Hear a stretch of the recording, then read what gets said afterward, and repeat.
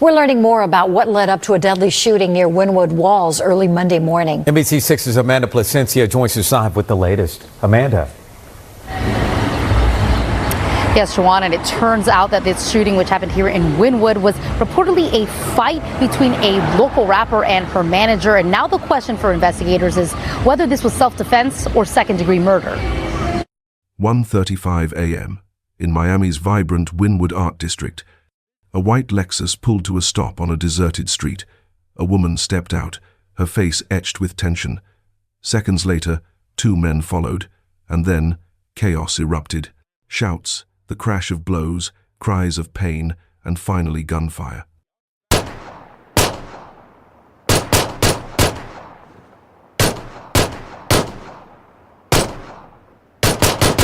When silence fell, a man lay motionless on the pavement, blood spreading beneath him. Above him stood the woman, gun still in her hand.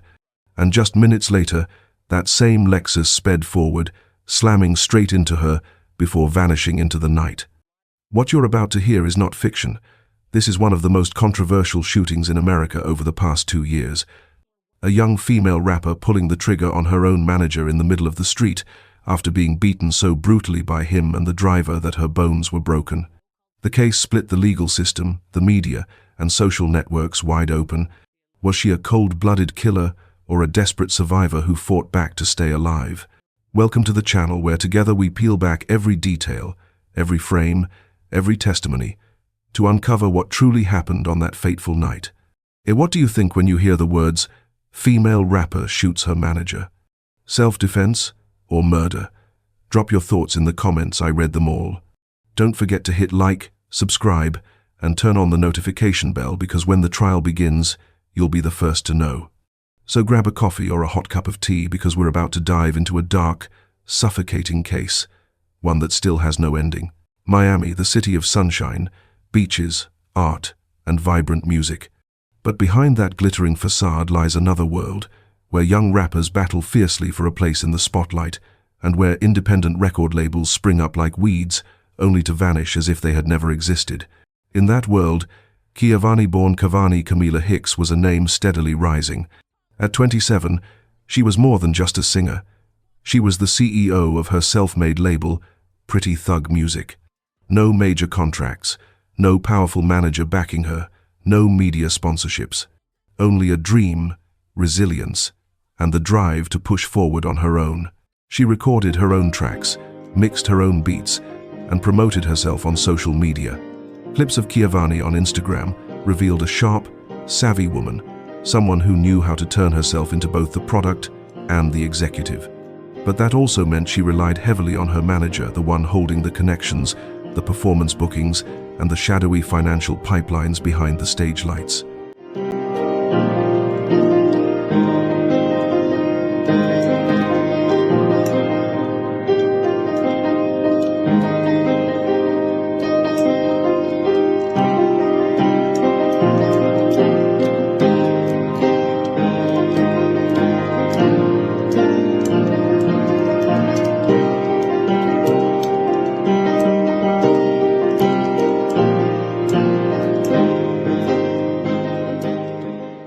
The manager's identity has not yet been made public for legal reasons.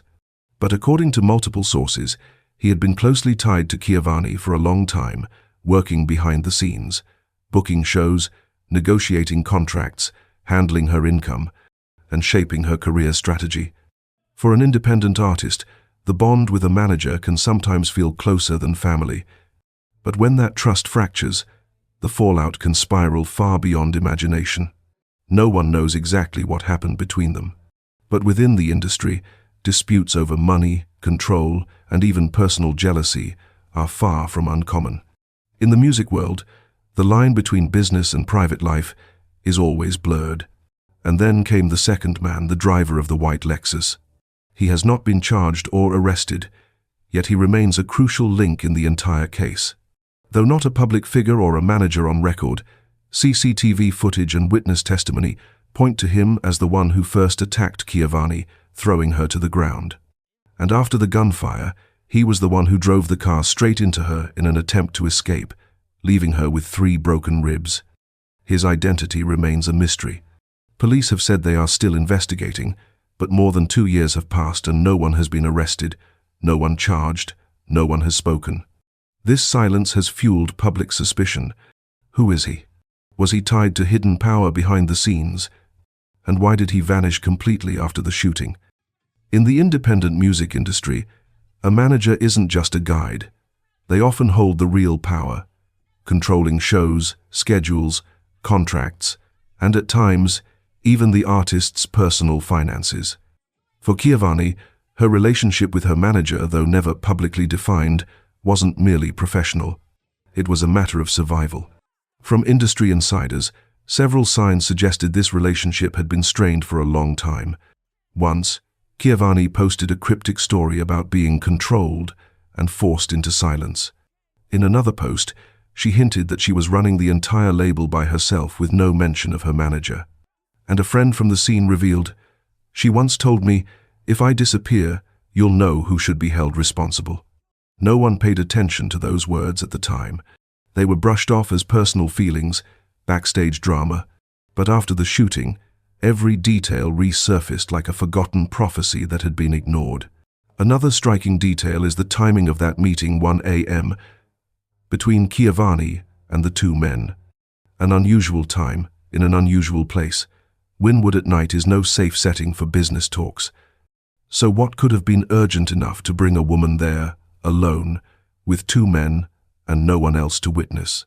Experts on gender-based violence looked at the case and immediately recognized a familiar pattern: control, isolation, hidden conflict, and finally, physical violence. But the most terrifying part wasn't that the violence happened. It was that it had been warned about, and no one listened. To the public, they were just a rapper and her manager. But in the shadows, it was a lopsided power dynamic, fraught with danger. All it needed was a spark, and everything would explode. In the early hours of the 9th of October 2023, Miami slept. But in Wynwood, the nightlife art district that never dims its lights, something was unfolding. At 1:30 a.m., the ShotSpotter system alerted police. Multiple gunshots fired along Northwest 2nd Avenue. A white Lexus appeared on security cameras. Inside were 3 people. In the driver's seat, a man at the wheel. In the back seat, Key Vhani's manager. And in the passenger seat, Key Vhani herself, her face tense. No one knows why they met at that hour. There was no gig, no recording session. Only a midnight meeting and something waiting to explode. Surveillance cameras captured the 3 of them stepping out of the car. The tension was palpable. Voices were raised. And then suddenly, the driver suddenly lunged at Key Vhani, shoving her hard and sending her crashing onto the sidewalk. Before she could react, her manager, the very man she had once trusted, rushed in and began beating her mercilessly. 2 men, 1 woman, and not a single witness. She was beaten by both at once, forced down onto the pavement. One held her head, the other yanked her hair, striking her ribs and back over and over. She couldn't break free. She couldn't even cry out for help. Later, at the hospital, doctors confirmed 3 broken ribs, bruises covering her body. And in that very moment of violence, she heard the words that would forever shift the course of the case. "I'll kill you with a single punch." Those were the words of her manager, the man who once held her career in his hands, and now, her very life. Seconds later, surveillance footage showed the 2 men stopping their assault. Whether out of exhaustion or believing she'd had enough, no one knows. Key Vhani struggled to her feet, grabbed her handbag, and staggered away, her steps unsteady, her body battered. But this was the fateful moment. If she had walked away, maybe no one would have died that night. If they had let her go, maybe there would have been no murder. But he came back. The camera's slowed footage showed her manager just a few steps away, shifting his direction and beginning to move toward her. No one can say for certain what his intent was. Maybe to strike again. Maybe to threaten. Maybe to deliver one final attack. In that instant, Key Vhani pulled a gun from her handbag. Shots rang out. 1, then 2, then 3. Her manager turned to flee, but it was already too late. He collapsed in the middle of the street. It seemed like it was over, but she stepped closer and fired again. That final act, captured clearly on camera, is what led prosecutors to charge her with second-degree murder. They argued this was no longer self-defense. This was an execution. This is a case that if she had shot him when he was beating her, she probably could have been justified, but the fact that he was retreating at the point that she started firing at him, it becomes where she committed the offense that she's being charged with. But the violence wasn't over. As the manager lay motionless in the street, the driver jumped into the car and slammed it straight into Key Vhani before speeding away. The white Lexus vanished from the cameras, leaving behind a man bleeding out on the pavement and a woman with broken ribs, her face bloodied, slumped in the middle of Wynwood's streets. Minutes later, police arrived. They found a scene drenched in blood, scattered shell casings, and only one surviving witness, Key Vhani. When police reached the scene, the manager was barely clinging to life, while Key Vhani, though seriously injured, remained conscious. She was rushed to Ryder Trauma Center at Jackson Memorial Hospital. The man, however, did not survive. From that moment, the case shifted into a full-scale criminal investigation. Police now had everything they needed. Surveillance footage from multiple Wynwood angles. ShotSpotter records pinpointing the exact time of the gunfire. Key Vhani's physical injuries, broken ribs, bruises, abrasions across her body, and most importantly, her own direct testimony. In her hospital room, she told investigators, "I thought I was going to die. I don't know what happened after they beat me. I don't remember how many shots. I just know I was terrified." Police showed her the CCTV footage. One detective asked, "Why did you keep firing when he was already running away?" Her voice weak, she answered, "He said he could kill me with just one punch. I believed he would come back." Her statement combined with the video made prosecution complicated. On one hand, she was the victim of a brutal 2-on-1 assault. On the other, she fired multiple shots after her attacker had already fallen. Prosecutors labeled it self-defense gone too far. But what truly outraged the public was this. To left of public, the Lexus driver, the man who struck her first and later ran her down with the car, has still not been arrested to this day. Police have said they are actively seeking the man for questioning, but nearly 2 years have passed. No name, no photo, no public warrant. The Lexus itself was logged as evidence, yet no one has been charged. The man who beat Key Vhani and abandoned his accomplice to die in the street has vanished, as if he never existed. The big questions began to surface. Did the driver have special ties to someone in the industry? Was someone deliberately burying part of the case to protect another's reputation? Why was only Key Vhani prosecuted when it's clear she wasn't the one who struck first? The investigation had only just begun, but public outrage was already burning hot, and the trial was drawing near.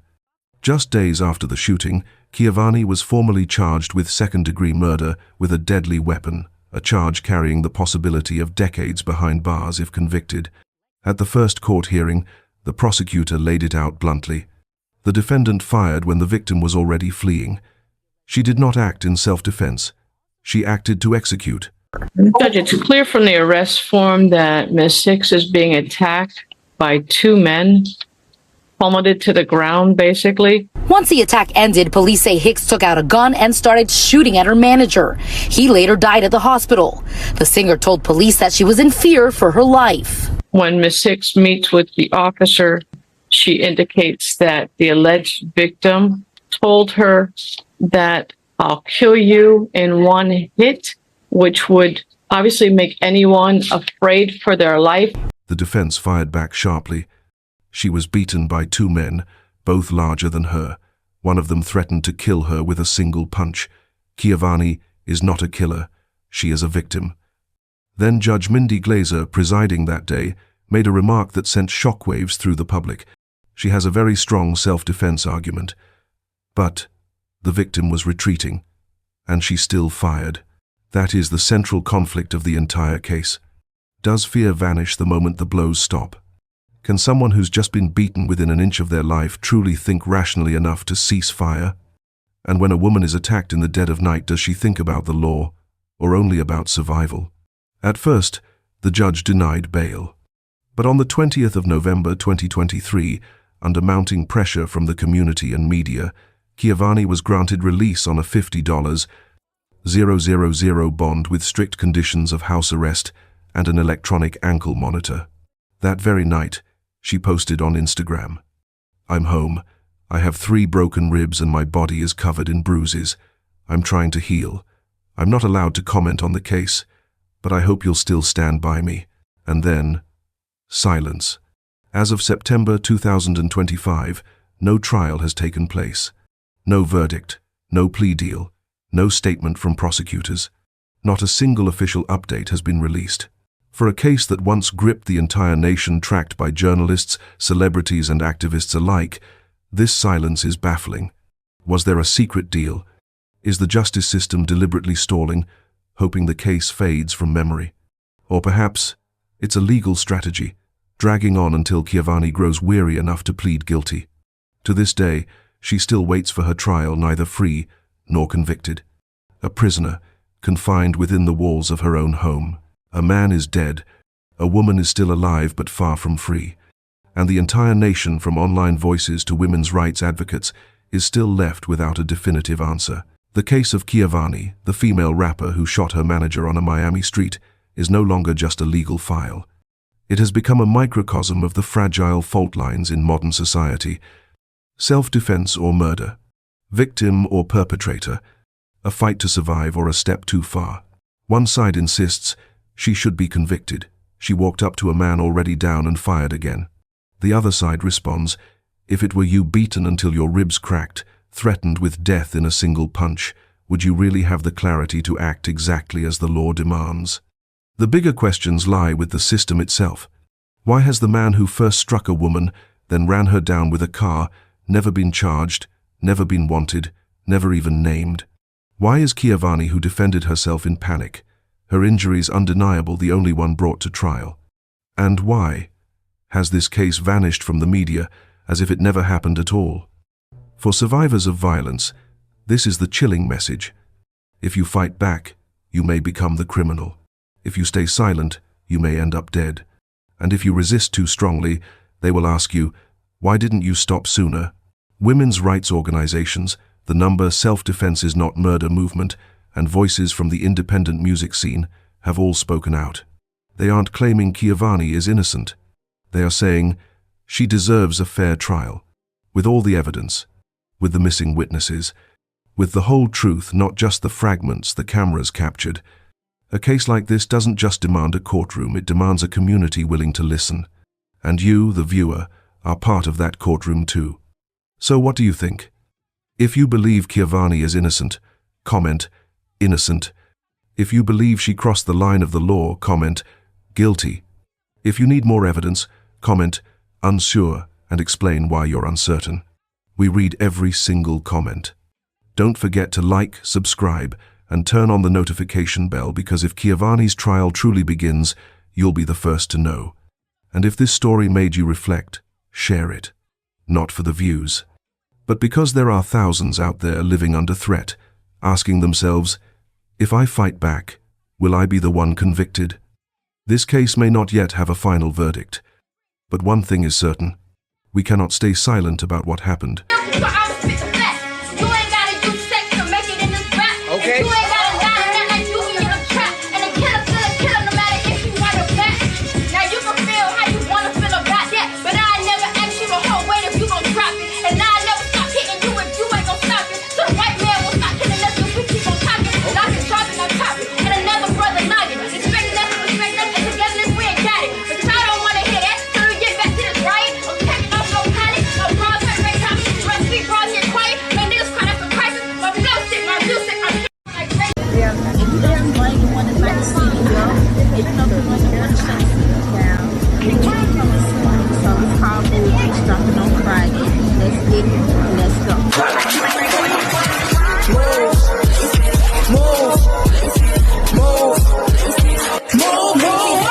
And when them haters start hating on you, just laugh at them and make sure you like the video and just shut the city down.